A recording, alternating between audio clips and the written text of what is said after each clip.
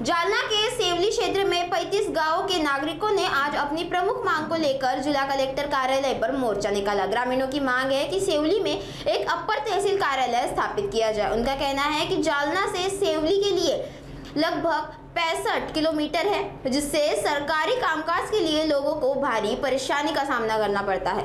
ग्रामीणों ने बताया कि यह मांग कई वर्षों से लंबित है, लेकिन अब तक कोई ठोस कार्रवाई नहीं हुई है। इसी वजह से आज 35 गांव के नागरिक एकजुट होकर जिला कलेक्टर कार्यालय पहुंचे और प्रशासन को ज्ञापन सौंपा। गेल्या अनेक वर्षापासूनची शेवली हे डोंगराळ भाग आहे। त्या ठिकाणी पोलीस स्टेशन आहे। त्या पोलीस स्टेशनला 70 ते 75 गाव आहेत। महाविद्यालय जालना तालुक्यापासून जवळपास 65 किलोमीटर ते गाव आहे। अनेक वर्षापासूनची मागणी आहे आणि अपर तहसील कार्यालय शासनाने निर्माण करण्याची घोषणा जालना जिल्ह्यामध्ये 2 ठिकाणी केली। जालना तालुक्यात शेवलीला व्हावं ही आमची गेल्या अनेक वर्षापासून मागणी।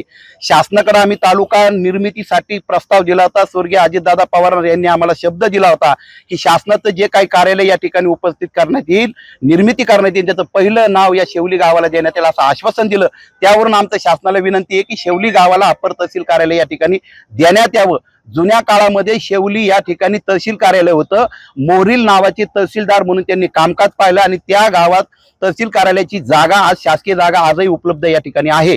म्हणून आमची या सर्व गावकऱ्यांची आणि परिसराची मागणी आहे की जालना तालुक्यातलं सर्वात मोठं असलेलं डोंगराळ भागात असलेलं भौगोलिक दृष्ट्या असलेलं गाव शेवलीला अपर तहसील कार्यालय द्यावं अशी आमची शासनाकडे मागणी आहे। 45 गाव हे जोडलेले आहे।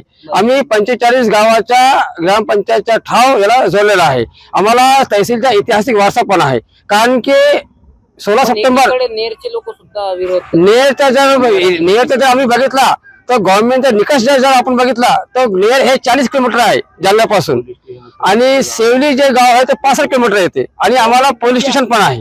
भौगोलिक दृष्टी जर पाहिले तर सेवली शिवाय दुसरा गाव बसत नाही।